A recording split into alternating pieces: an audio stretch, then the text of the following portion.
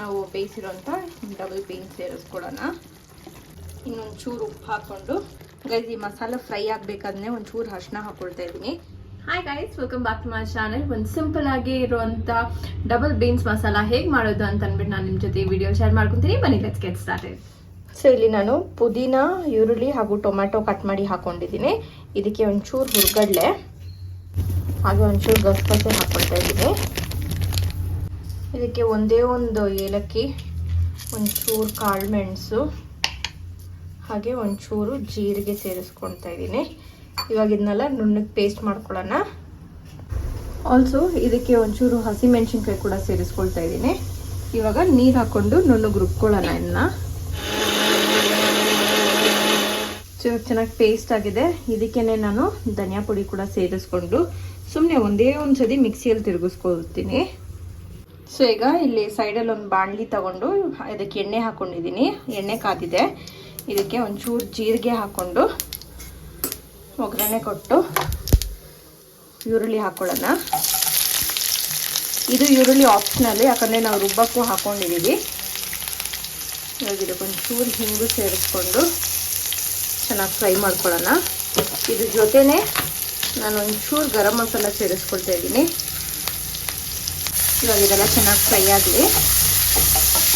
So ಇಲ್ಲಿ onion ಚೆನ್ನಾಗಿ fry ಆಗಿದೆ. ಇದಕ್ಕೆ ರುಬ್ಬಿರೋಂಥ ಪೇಸ್ಟ್ ಸೇರಿಸ್ಕೊಳ್ಳೋಣ. ಇದಕ್ಕೆ ಒಂಚೂರು ಉಪ್ಪು ಹಾಕಿ ನೀಟಾಗಿ ಮಿಕ್ಸ್ ಮಾಡ್ಕೊಳ್ಳೋಣ.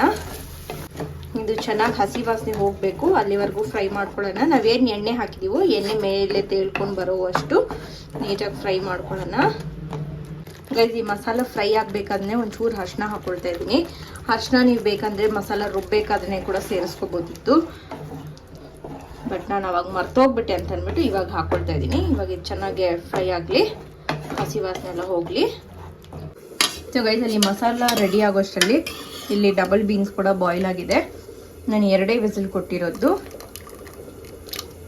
ಓವರ್ ನೈಟ್ ಸೋಕ್ ಮಾಡಿ ನಾನು ಬೇಯಿಸ್ಕೊಂಡಿದ್ದೀನಿ. ಈ ನೀರು ವೇಸ್ಟ್ ಮಾಡೋದು ಬೇಡ, ಇದೇ ನೀರು ನಾವು ಗ್ರೇವಿ ಕೂಡ ಯೂಸ್ ಮಾಡ್ಕೋಬೋದು.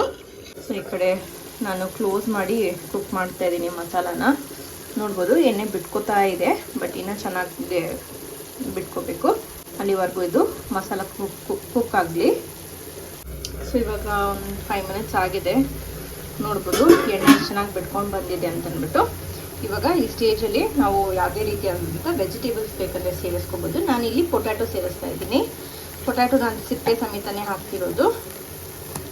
1-2 ಆಲೂಗಡ್ಡೆ ಹಾಕ್ಕೊಳ್ತಾ ಇದ್ದೀನಿ. ಇವಾಗ ಆಲೂಗಡ್ಡೆ ಬೇಯೋದಕ್ಕೆ ನೀರು ಸೇರಿಸ್ಕೊಳ್ತೀನಿ. ಅದು ಬೀನ್ಸ್ ಬೆಂದಿರೋ ನೀರನ್ನೇ ಜಾರ್ಗೆ ಹಾಕ್ಕೊಂಡು ವಾಶ್ ಮಾಡ್ಕೊಂಡಿದ್ದೀನಿ. ಸೊ ಇವಾಗ ಆಲೂಗಡ್ಡೆ ಚೆನ್ನಾಗಿ ಕುಕ್ ಆಗಲಿ. ನನಗಿಲ್ಲಿ ಖಾರ ಸಾಕಾಗಿಲ್ಲ, ಅದಕ್ಕೆ ನಾನು ಒಂಚೂರು ಖಾರದ ಪುಡಿ ಹಾಕ್ಕೊಳ್ತಾ ಇದ್ದೀನಿ. ಇನ್ನೊಂಚೂರು ಉಪ್ಪು ಹಾಕ್ಕೊಂಡು ನೀಟಾಗಿ ಮಿಕ್ಸ್ ಮಾಡಿಕೊಟ್ಬಿಟ್ಟು ಇದು ಚೆನ್ನಾಗಿ ಕುಕ್ ಆಗಲಿ. ನೀವು ಖಾರ ನೋಡಿಕೊಂಡು ಅಡ್ಜಸ್ಟ್ ಮಾಡ್ಕೊಳ್ಳಿ. ನನಗೆ ಖಾರ ಕಡಿಮೆ ಆಗಿದೆ ಅಂತ ಅಂದ್ಬಿಟ್ಟು ನಾನು ಖಾರದ ಪುಡಿ ಹಾಕ್ಕೊಂಡಿದ್ದೀನಿ. ನೀವು ಬೇಕಂದರೆ ಹಸಿಮೆಣಸಿನ್ಕಾಯಿ ಇನ್ನೊಂಚೂರು ಜಾಸ್ತಿ ಹಾಕ್ಕೊಳ್ಬೋದು. ನೋಡ್ಬೋದು ಚೆನ್ನಾಗಿ ಕೊದಿತಾ ಇದೆ. ಇವಾಗ ಇದಕ್ಕೆ ನಾವು ಬೇಯಿಸಿರೋಂಥ ಡಬಲ್ ಬೀನ್ಸ್ ಸೇರಿಸ್ಕೊಳ್ಳೋಣ. ನಿಮಗೆ ಎಷ್ಟು ಗ್ರೇವಿ ಕನ್ಸಿಸ್ಟೆನ್ಸಿಯಲ್ಲಿ ಬೇಕೋ ಅದು ನೋಡಿಕೊಂಡು ನೀವು ಇದಕ್ಕೆ ನೀರು ಆ್ಯಡ್ ಮಾಡ್ಕೊಳ್ಳಿ. ನಾನು ಒಂಚೂರು ಸೆಮಿ ಗ್ರೇವಿ ಥರನೇ ಮಾಡ್ಕೊತೀನಿ. ಇದು ಇನ್ನೂ ಚೆನ್ನಾಗಿ ಕುದ್ದು ಇನ್ನೂ ಗಟ್ಟಿ ಆಗುತ್ತೆ ಗಸಗಸೆ ಎಲ್ಲ ಹಾಕಿರೋದಕ್ಕೆ. ಇವಾಗ ಇನ್ನೊಂದು 5-10 ನಿಮಿಷ ಚೆನ್ನಾಗಿ ಕುಕ್ ಆಗಲಿ. ಆಲೂಗಡ್ಡೆ ಇದೆಲ್ಲ ಚೆನ್ನಾಗಿ ಬೇಯಬೇಕು, ನೋಡಿಕೊಂಡು ಕುಕ್ ಮಾಡ್ಕೊಳ್ಳಿ. ಸೊ ಒಂದು 10 ನಿಮಿಷ ಆಗಿದೆ and this is perfectly done. ಆಲೂಗಡ್ಡೆ ಆಗಿರ್ಬೋದು ಮತ್ತು ಡಬಲ್ ಬೀನ್ಸ್ ಆಗಿರ್ಬೋದು ಪರ್ಫೆಕ್ಟಾಗಿ ಕುಕ್ ಆಗಿದೆ. ನಾವು ಹಾಕಿದ ಎಣ್ಣೆ ಕೂಡ ನೋಡ್ಬೋದು ಎಷ್ಟು ಚೆನ್ನಾಗಿ ತೇಲ್ಕೊಂಡು ಬಂದಿದೆ ಅಂತ ಅಂದ್ಬಿಟ್ಟು. ಸೊ ಯಾ ಗೈಸ್, ನೋಡೋದಲ್ಲ ಎಷ್ಟು ಸಿಂಪಲಾಗಿ ಈಸಿಯಾಗಿ ಮಾಡುವಂಥ ಡಬಲ್ ಬೀನ್ಸ್ ಮಸಾಲ ಅಂತಂದ್ಬಿಟ್ಟು. ಈ ದಿಸ್ ಎಲ್ ಮೈ ವ್ಲಾಗ್ಗೆ ನಿಮಗೆ ಈ ವ್ಲಾಗ್ ಇಷ್ಟ ಆಗಿರುತ್ತೆ ಅನ್ಕೊತೀನಿ. ಇಷ್ಟ ಆಗಿದ್ದಲ್ಲಿ ಮರಿತೀರ ನನ್ನ ಚಾನಲ್ನ ಇದೇ ರೀತಿ ಸಬ್ಸ್ಕ್ರೈಬ್ ಮಾಡ್ಕೊಂಡು ನೋಡ್ತಾ ಇರಿ ಅಂತ ಹೇಳ್ತಾ thank you so much for watching.